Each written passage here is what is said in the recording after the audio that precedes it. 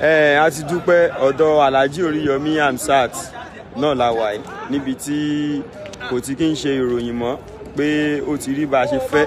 Alhamdulillah. Ó ti já sáyọ̀. Alhamdulillah. Ẹ̀gbọ́n mi wá bá mi sọ̀rọ̀ kan lẹ́ẹ̀kan wọ́n ní wípé kí ṣoreṣore máa ṣore lọ o. Ẹ̀gbọ́n mi wá sọ pé Ọlọ́run ló fi Alhaji Oríyọmí pamọ́. Wallahi tallahi.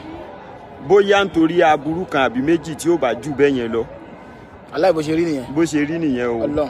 Ọmọ olórí òní jísùkòtò. Ọlọ́run. Gbogbo ẹ̀yin náà tí ẹ̀ ń gbọ́ news pé wọ́n ti grant bail Alhaji Oríyọmí Hamzat tẹ̀ ń dunnú ẹ̀yin náà ní ṣoore ṣe o. Ẹ̀yin náà ní ṣoore ṣe o.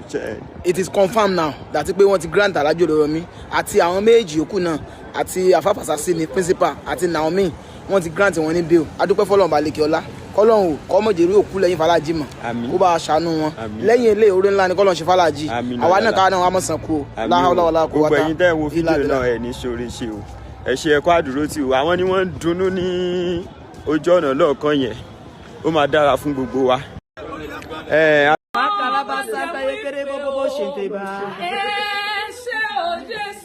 Magariba Santa ye kerebo sheba Kati bioke Hey!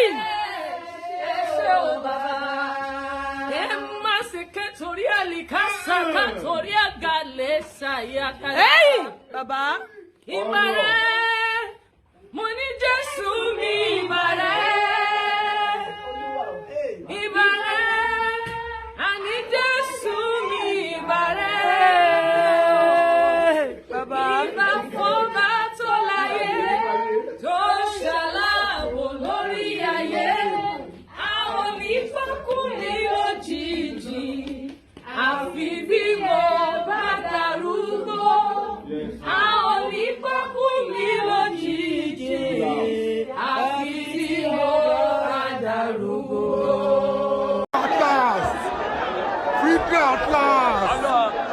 My daddy said free.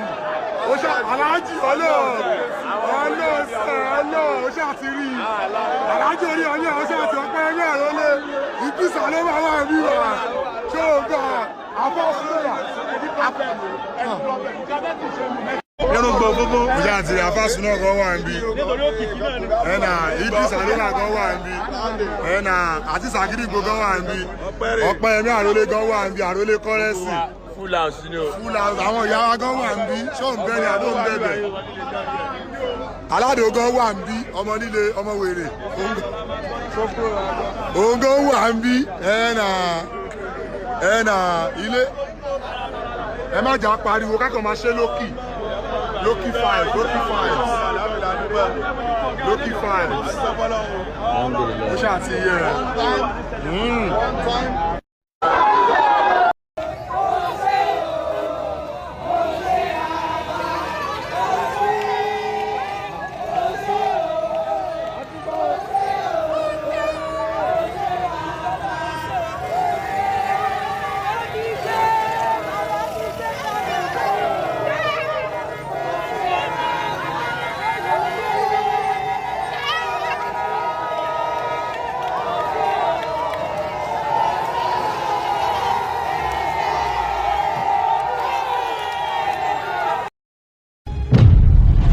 Yorùbá Gbayì TV ẹ máa share ẹ kẹ́dẹ̀ máa subscribe síbẹ̀ toró gbayì púpọ̀.